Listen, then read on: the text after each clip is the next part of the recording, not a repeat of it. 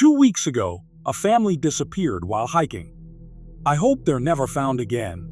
We never expected to find them, the family that went missing. The trails had all been combed over the past week and a half. And we were, after all, not experienced hikers ourselves. My sibling Ace and I had never really roughed it, never detoured from established trails. At least, not intentionally. Somewhere in the pines, the official trail markings vanished. Our phones lost all signal, and the narrow track we followed wound upwards along the steady slope through the trees before finally petering out into nothing. We were about to turn back when we spotted, just ahead, a clear, smooth patch of land with the remnants of a stone circle for a campfire and some discarded soda cans. Ace grumbled and went to collect the cans, only to call out to me when they found a bright pink backpack. Inside was a notebook, a crumpled paper lunch bag, and a sloth plushie. "Found a snack for you." Ace tossed me the lunch bag. "Dude, that is foul." Catching the bag, I caught a whiff of the rot inside, remnants of a sandwich, now stale and furry, and a mushy apple. I plucked out the mushy apple and flung it at my older sibling, who swore and ducked. Then together, we both examined the backpack. The same thought must have crossed both our minds then. What if the backpack belonged to the family that went missing? We'd strayed off the path. What if this was the same way they came, only they got lost and never found their way back? According to the news, the family, parents Patty and Joel, their daughter Emily, and Patty's brother Mike, all went missing during what was meant to be an overnight backpacking trip. Witnesses saw them park their car at the trailhead and hike into the crisscrossing, well-worn trails of the pines. That was over a week ago. Now, I squeezed the sloth plushie, its fur matted from being cuddled so long. Could this have been the daughters?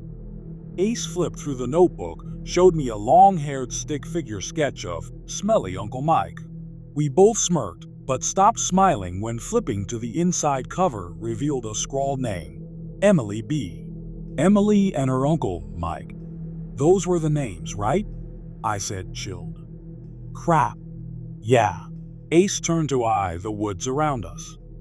We need to let the authorities know. The afternoon sunlight slanted down on us. There were no other traces of the family around the campsite. They'd clearly packed up and trekked on from here, but which direction? I scoped out the woods, wandering further out. Something pink fluttered in the distance. "Rowan! Don't get lost," Ace called. I clambered up through the bramble and over dead leaves and snatched up the pink fabric, caught on a fallen trunk. "It's a girl's sweater," I hollered.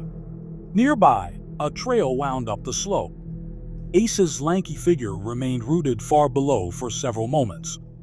Then, they riffled in their bag and wrapped some blue tape around a branch by the campsite.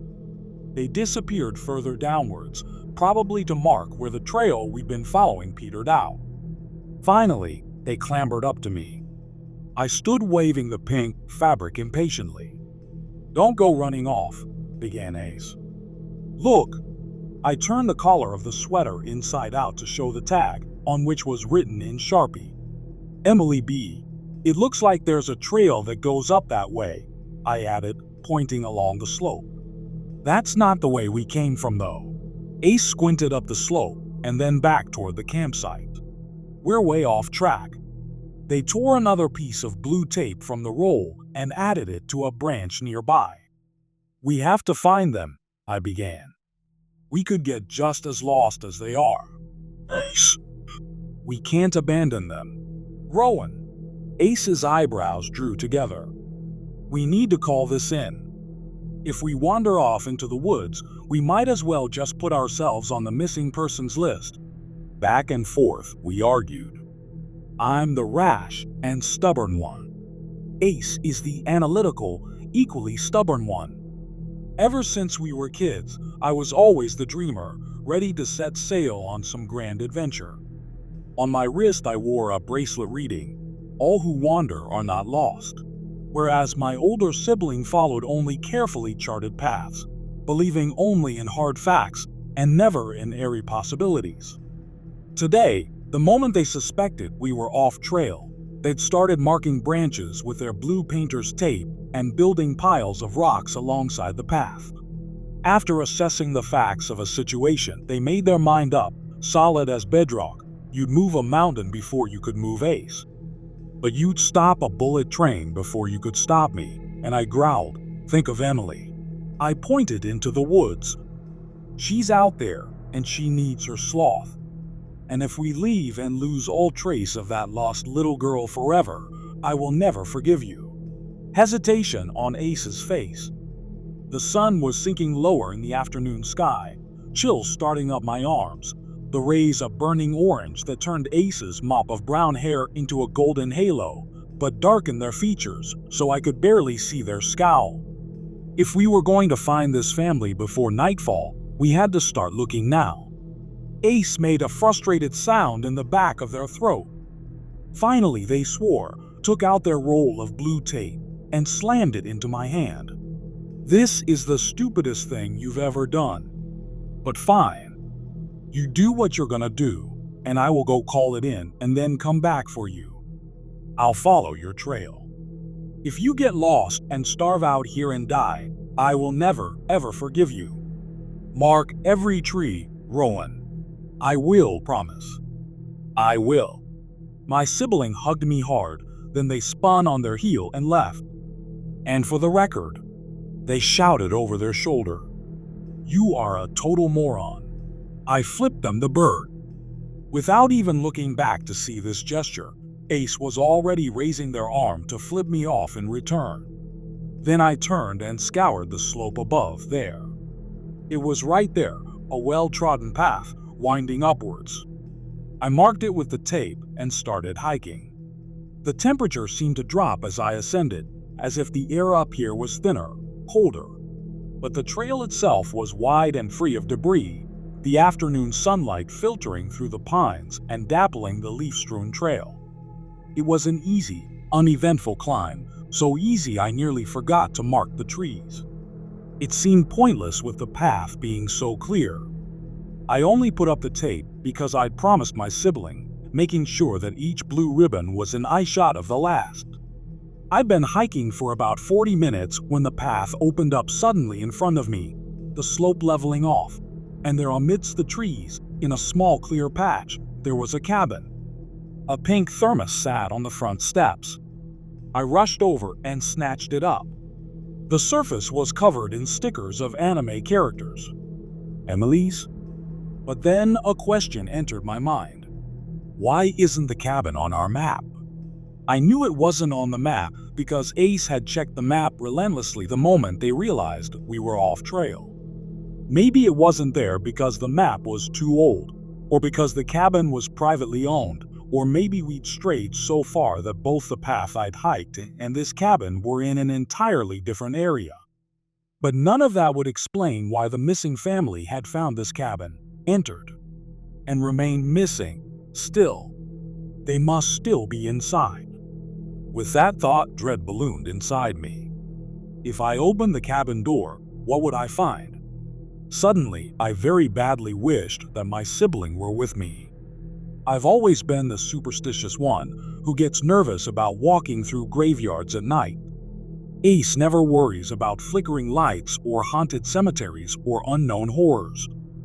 Ace sees only electrical problems or soil filled with decaying organic matter. Their fears are always practical: unpaid bills, authoritarian laws, muggings, or violence. Never ghosts, curses, or whatever was waiting in that cabin. I glanced down at the plush sloth in my hand and back at the ajar door.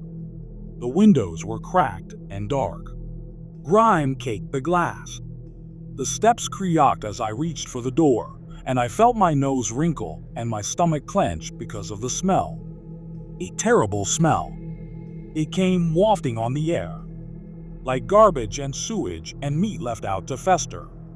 An unbearable chill numbed my arm the moment I gripped the knob, and I braced myself and thrust the door open. To my surprise, not only was the cabin brightly lit, but several faces turned toward me. A thin, tired-looking man raised a hand to his lips for silence. "Wah, are you Joel?" I asked. The man motioned to his lips again, more desperately. A woman at the seat across from him glared at me and shook her head. Her mouth had strange markings across her lips, like she'd drawn stitches over them.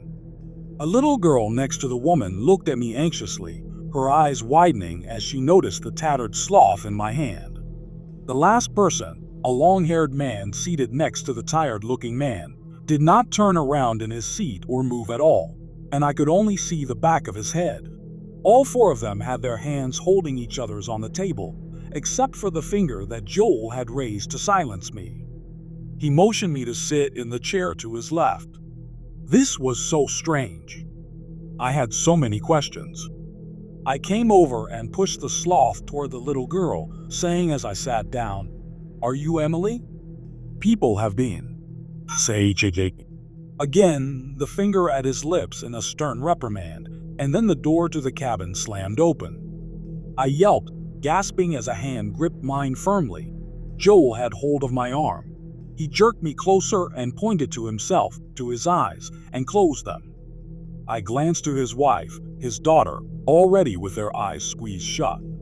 That was all the warning I had before I heard the footsteps, and I started to turn my head. His fingers dug into my arm. I squeezed my eyes closed. Something stepped inside through the open door. Thud! Thud! The scuff of footsteps on the wooden slats, and the sound of chuckling. There was something vaguely familiar about the voice. I couldn't place it, but the longer I listened, the more familiar it seemed, like a word on the tip of my tongue, or a name I couldn't quite remember to a familiar face. The footsteps and the soft cackling drew closer. There was also something unpleasant with the footsteps. A smell. The waft of something rotten, or maybe of body odor. And then a whisper in my left ear, as if lips were just next to my skin. A cold, rotten breath. I think it whispered my name. The fingers on my arm tightened in warning. The whispering moved, now to my right ear. Thud. Thud. The footsteps moved around the table. I almost opened my eyes to see who or what was in the cabin with us, but instinct told me not to look. The steps circled around the room and then receded out the door, which clicked shut. The pressure on my hand eased, and I opened my eyes. The first thing I saw was four faces turned towards me, three of them anxious and worried. Joel, his wife Patty with her stitched lips, oh God, were the stitches real? Their little daughter Emily. But the fourth face, I gasped, and Joel's hand squeezed mine again, hard, reminding me not to speak or scream. Sitting next to Joel was the long-haired man who must have been Uncle Mike, in a worn jean jacket, recognizably the long-haired stick figure drawing from Emily's notebook. But where his eyes should have been were gaping bloody sockets, and his mouth was also stitched with thick black thread. Joel tapped a finger on the table and pointed to the center. For the first time, I saw the words etched into the wood. Speak and be silenced. Look and be blinded. Leave and be bound. When the last chair is filled, you will be free. My gaze lifted again to Uncle Mike and then passed across the faces of the other three, looking at me with anguish. I bolted upright, but Joel seized me, shaking his head fiercely. He jabbed a finger at Emily. At first, I thought he was saying, "Don't you dare abandon my daughter." But then I realized he was pointing at her hands. She had not reached to pick up her sloth, despite having looked longingly toward it. Then I saw the little girl's frightened eyes drift from me to her hands, her hand holding her mother's, and her other hand on the table. They weren't holding hands. Their hands were nailed to the table. Joel squeezed my arm again and mouthed the words, "Leave and be bound." All the air left my lungs. I collapsed back into my seat. The wheels of my mind ground to a halt with panic. Impossible was all I kept thinking. Impossible. Impossible. Terror numbed my brain, blocking all rational thought. Who was keeping them captive? Why? And why did their captor sound so familiar? Next to me, Joel still held a grip on my arm, but used his other arm to push the sloth to his daughter. She laid her head down on the plush fur. "Thank you," she mouthed to me. I nodded numbly. I couldn't speak, so I carefully freed my arm from Joel's grip and mouthed slowly, "Are there cameras? How is he watching you?" Confusion on Joel's face. I repeated the mouth question, and then I started tracing out letters on the table. His gaze followed, and he nodded. In this painstaking way, we were able to have a conversation. Me, who is he? Joel, we don't know. Me, how long have you been here? Joel and Patty shrugged. Tears from Emily, who only shook her head. Me, does he always know if you try to leave? More helpless shrugging. Joel eventually conveyed to me that Emily and Uncle Mike were the ones who spotted the path and found the way to the cabin. It looked dilapidated to Joel, but Emily and Uncle Mike thought they heard someone calling from inside, so the whole family entered. That's when they noticed the writing on the table. They were trying to decipher what it meant when it came inside. Uncle Mike had looked, and it had taken his eyes while he screamed at everyone else to run. Patty took Emily one way while Joel ran the other. Joel tried to lead their pursuer off, but he got lost in the woods. Patty and Emily somehow got turned around while fleeing and wound up back at the cabin with it on their heels. They tried to hide inside and barricade the door, but it forced the door open. By the time Joel returned to the cabin, he found his wife and daughter with their hands nailed to the table, his wife with her mouth sewn shut. Now, he traced out his message on the table with his finger while mouthing the words. Joel, I can't leave them. I pointed to myself and mouthed words as I traced back. You don't have to. I'll escape and get help. Joel, but you would need a distraction to even get out of the cabin. Me, can you distract it long enough for me to get clear? Joel gave me a pained look. It was obvious he was afraid of bringing even more harm on himself and his family. Me, I'll bring help. It's the only way to save Emily. Joel shook his head and sighed. But his wife, who could neither speak nor move her hands, stomped her foot and caught his eye. She gave a fierce nod. Emily looked at me with shining eyes. Thank you for my sloth, mouthed the little girl. Please save us. Joel exhaled and pressed his palms to his eyes. I didn't know if he was scared or just in despair. But he sat like that for a long time, and finally, he turned his head to me and actually shouted, Run! His booming voice startled me out of my chair. Behind me, the door burst open. Don't look, Joel added as he lunged past me, putting himself between me and the intruder, and I don't know if his eyes were open or not.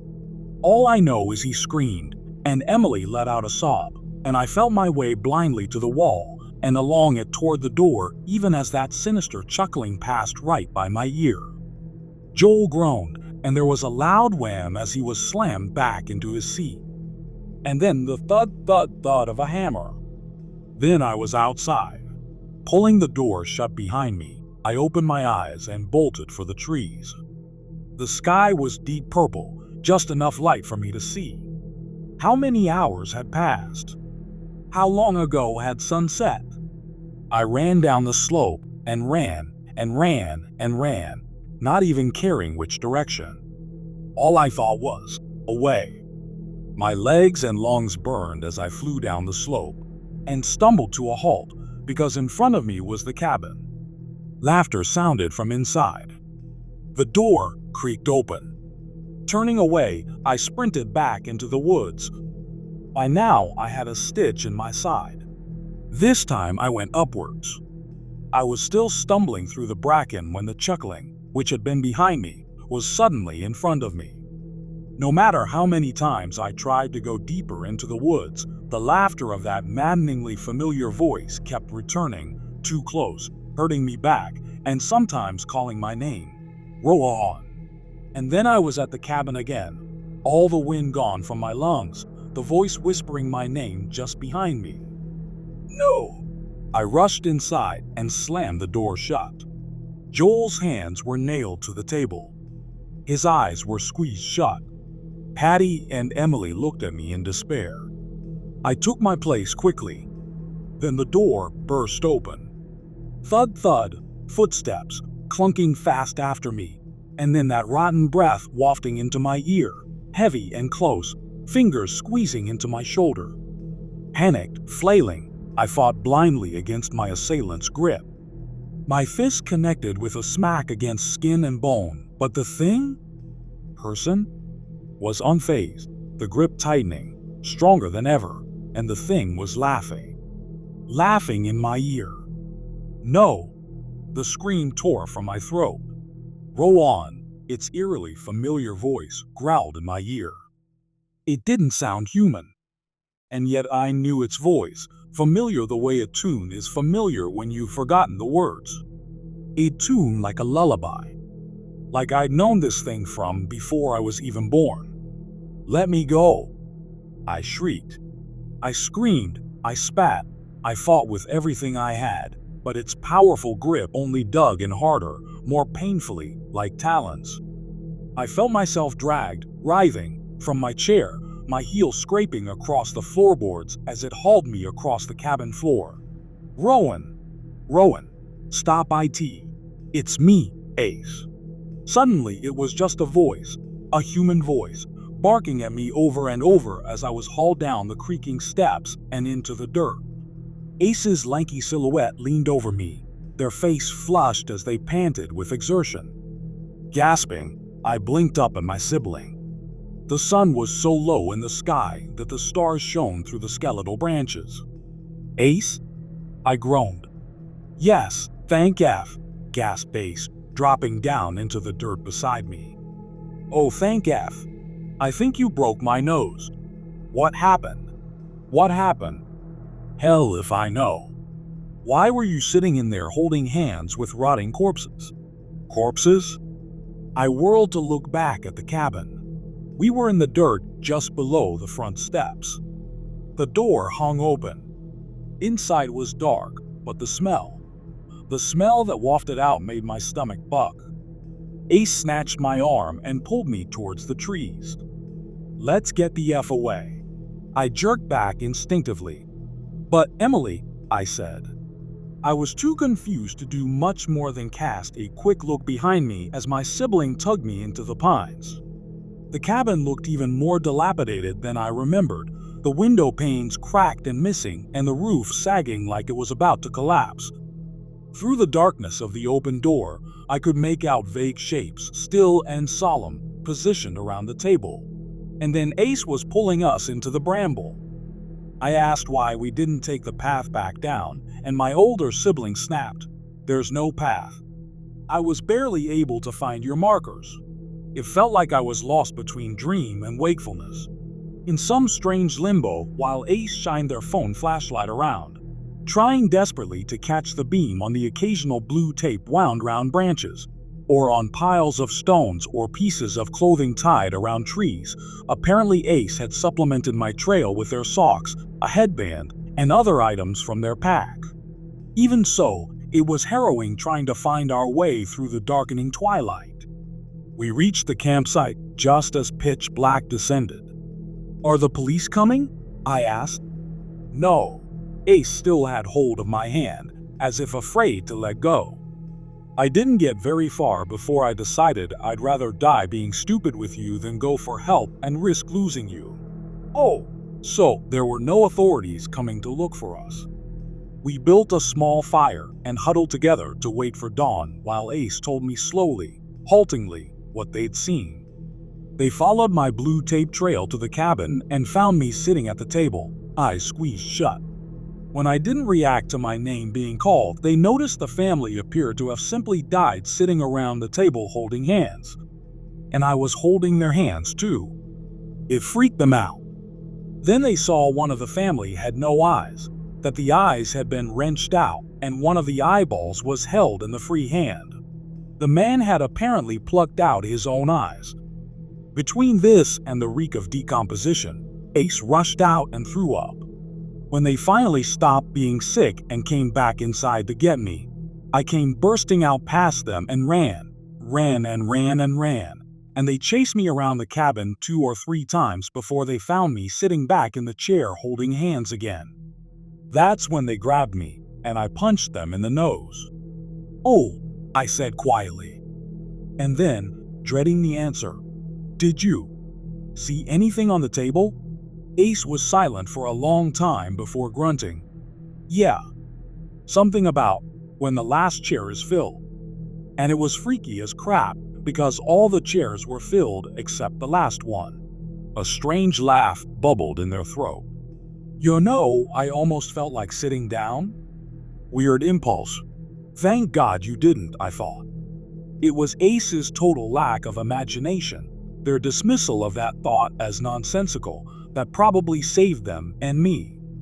We waited until the sky turned gray, and then we finally staggered to our feet and found our way to the deer trail and back to civilization, where we reported our finding of the missing family. But the family is still missing.